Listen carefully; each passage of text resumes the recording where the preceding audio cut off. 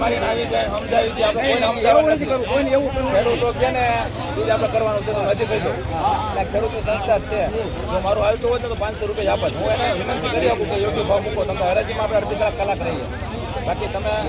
પછી કાલે અમારે ત્યાં સમજાવી દે આ જવાબદારી તમારી છે તમારે સમજાવવાનું હોય જવાબદારી અમારી વ્યવસ્થા કરવાની છે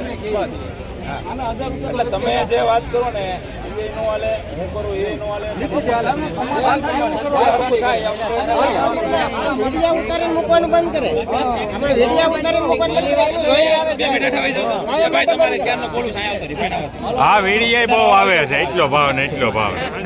એમાં ડુંગળીની આવક થાય માટે હવે એની જે લાગણી રજૂઆત છે એ આપણે સાંભળીએ છીએ શાંતિથી બધા સાંભળજો અને તમારું જે કાંઈ કહેવાનું હોય કે મેન તકલીફ બધાને છે એ તો છે જ બરોબર એ કોઈ નથી કહેવાની ઉપરવાળાએ થપાટ મારે તો આઈને મારે બે બાજુથી મારે ને તો ખેડૂ હાવ મરી જાય પહેલી વાત તો એ છે અને આઈના વિડીયા જોઈ તમે હારા બે રેગ્યુલર જે હારા ભાવના તમે વિડીયા મૂકો એટલે બધા વિડીયો જોઈને તરત બધા કહે કે હવે આપણે મજૂરો કરો કાસું કોઈ કાઢવા માટે આ પહેલી નુકસાની એ થાય અમારે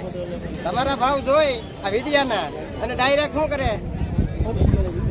ગમે એવું કાસો કાપી નહીં પણ આપણે અહીંયા પુગાડતા હોય શું કરવાને કે ભાઈ કાલે આનું નક્કી બજારનું નહીં એવી રીતે બધા ખેડૂ હાલે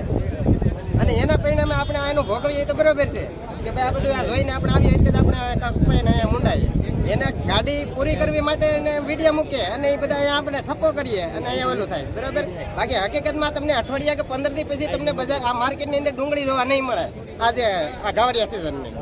એ વાસ્તવિકતા છે મેન તકલીફ એ છે કે ખેડૂત મરે નહીં અને બધાયનું હિત આપણે કઈ વેપારીને નથી મારવા બધાયનું હિત કરો અને સામાન્ય આવી ડુંગળીના તમે જો તમે 100 રૂપિયાથી મૂકો 80 ભલે ભાવ કરે માનવે કે હોવી જાય આવરી લે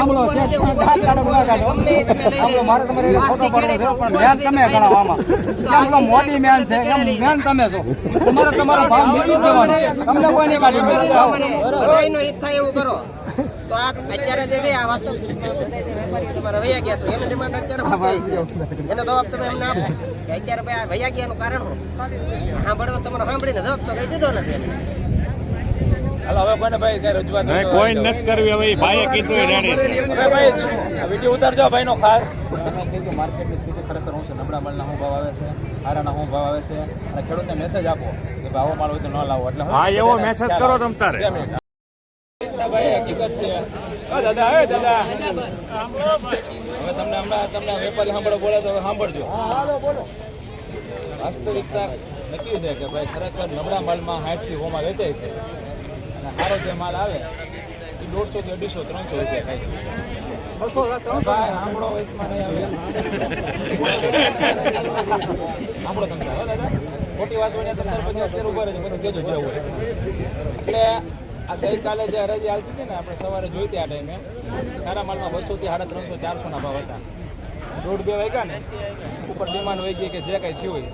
બધામાં 80-100 રૂપિયા કાલ નીકળી ગયા વેપારીનો માલ જે આઈને પડ્યો હતો અને છતાં 100 રૂપિયા ઘટી ગયા એટલે ભાઈ સાહેબ દાદા આપણે પછી બોલજો ને એટલે જે ગાડી પહોંચવાની વાત તો નહીં બંધાણી નહોતી ત્યાં એ 80-100 રૂપિયાનું નુકસાન ગયું હતું ઉપર વધારે આવક થઈ હોય કે ત્યાં નીચા ભાવ હોય આ સ્થિતિ કાલને કાલ એ લોકોને નુકસાન છે ખેડૂતોને આ વખતે આંકડામાં આંકી ન શકાય એટલું મોટું નુકસાન છે 60-80-100 રૂપિયા વેચાતી હતી ડુંગળી 6-7 હજાર થેલાની આવક હતી વેચમાં થોડીક એક બોર્ડર ખુલી થોડીક ડિમાન્ડ નીકળી કારણ કે ત્યારે આવકનો જે રેશિયો હતો ને એ ઓછો હતો એના હિસાબે થોડીક લેવાલી નીકળી હતી જેવી ભાવ થોડા ખારા થયા એટલે બધી જગ્યાએ આવક પુષ્કળ પ્રમાણમાં થઈ ગઈ અહીંયા દરરોજની આજે 60-65 હજાર થેલા આવક છે ખાલી લાલ કાંદા અને 40-45 હજારનો વેપાર થાય આપણે ગોંડલ આપણે સૌરાષ્ટ્રમાં ભાવનગર અને એમપી મહારાષ્ટ્ર રાજસ્થાન બધા આવક ખૂબ જ મોટા પ્રમાણમાં થવા માંડી સૌથી મહત્વની તમને બધાને ખબર છે કે આ વખતે આપણે વરસાદ જે પડ્યો ને એમના હિસાબે ખૂબ જ મોટા પ્રમાણમાં આપણા વિસ્તારમાં નુકસાન થયું અને આ ઘાવરી જે ડુંગળી છે એમાં ક્વોલિટી હાવ હોય ગઈ અત્યારે આપણે જોયા લગભગ મેં 10-15 ડગલા અત્યારે જોયા એક પણ ડગલામાં સારો માલ છે નહીં ફેક્ટરી ક્વોલિટી છે આજે ફેક્ટરી ચાલુ ન હોય ને તો આ ડુંગળી વેચવી પણ અત્યારે ખૂબ જ અઘરી પડે ફેક્ટરીવાળાને પણ અત્યારે લાલ ટીબલની ડિમાન્ડ ન હોય પણ બનાવીને ભવિષ્યમાં વેચે એમ કરીને 2-5-10 કારખાના એ ચાલુ છે એટલે આપણે અહીંયા વેચાણ થઈ જાય છે આપણા માટે બહુ મહત્વની વાત બીજા યાર્ડોમાં વેચાણ પણ નથી તકલીફ એ છે કે ક્વોલિટી નથી અને ક્વોલિટી છે ને તો આજના દિવસે વેપારીઓ કાલે અમે મિટિંગ બોલાવી ખેડૂતના પ્રશ્ન હતો બાબતે મિટિંગ બોલાવી ક્વોલિટી હોય તો અમારે ભાવ આપવા જ છે વેપારી પણ સારી એવી ક્વોલિટી છે ને અહીંથી જે ડુંગળી મોકલે ને વેપારી તો અહીંયા 4-5 દિવસે પહોંચે ને માલ એકદમ જંગલ થઈ જાય ટૂંકમાં એમાં કાંઈ વધતું નથી તમને બધાને ખબર છે કે અત્યારે ક્વોલિટી નથી મોટા મોટી તકલીફ છે એટલે સારી જે ક્વોલિટી છે એના સારા ભાવ થવાની શક્યતાઓ છે પણ જે ભાઈ આ બધા ખેડૂતોની લાગણી એ છે હવે ટૂંકમાં પૂરું કરવું હવે વેપારીઓ બધાએ કે ભાઈ નબળો માલ જે છે એ આ 50-60 રૂપિયા મૂકો છો એની પેલા કંઈક 80-100 રૂપિયા કંઈક કરો હા એમ 80-100 રૂપિયા કંઈક મૂકો ને તો કંઈક ખેડૂતને મળે થોડું એટલે નબળા માલમાં વધારે છે 80% માલ નબળો છે અને સારો માલ છે એના ભાવ થઈ જાય છે તો એમાં 150-200 રૂપિયાથી મુકાય એવો આપણે પ્રયત્ન કરવાનો છે બધા એટલે ખેડૂતને નુકસાન ન જાય ને વેચવી પણ બહુ જરૂરી છે તમે સમજી લેજો કે અમુક ખેડૂતો 2-3 દિવસથી અહીંયા પડ્યા છે એનો માલ તો હાવ ટૂંકમાં ઉગી ગયો એનો વારો આજે માન આવશે અને અત્યારે આપણે આવક પણ બંધ કરી છે રવિવાર આપણે આવક લેવાની છે જો આપણે 1-2 દિવસમાં સારો ભાવ હશે તો ઠીક છે ગઈકાલે આપણે મેસેજ મૂક્યો હતો કે ભાઈ નબળો માલ ના લાવો બદલો ન લાવો કે સારો માલ જે છે એની જે ડિમાન્ડ છે એ આપણે સારા ભાવ મળી રહ્યા અને ખેડૂતને અહીંયા લાવવાનો কোনো ખર્ચો ન થાય વાસ્તવિકતા એ છે માર્કેટ નથી મોટા મોટી તકલીફ છે બાકી નબળા માલના પણ સારા ભાવ થાય એટલે આપણે અત્યારે વિનંતી ખેડૂતો એ કરવાની છે કે નબળી ક્વોલિટી છે કાંતિભાઈ એ 80-90 થી ચાલુ કરો 100 થી ચાલુ કરો એટલે કે આપણે જે થાય સારો માલના 200 થી 300 ક્વોલિટી વાળા માલ અને જો સારો માલ છે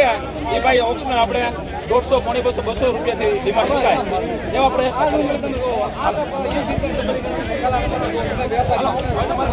ભાઈ ઉભા રહ્યો હવે ભાઈ આપણે ખેડૂત પ્રતિનિધિ તરીકે નનુભાઈ સમઢિયાળા છે એની જે લાગણી છે આપણે વેપારીઓ સાંભળી પછી આપણે હરાજીનું કામકાજ શરૂ કરીએ નનુભાઈ જે કહેતા હોય ભગવાન એમાં આપશે આ 80 રૂપિયા ડુંગળી ગણાય પેલા એ જોઈ લો તમે વેપારી 2 મિનિટ ભાઈ એને બોલવા દો ને ભાઈ તમે અહીંયા આવી જાઓ ચાલુ કરો 200 થી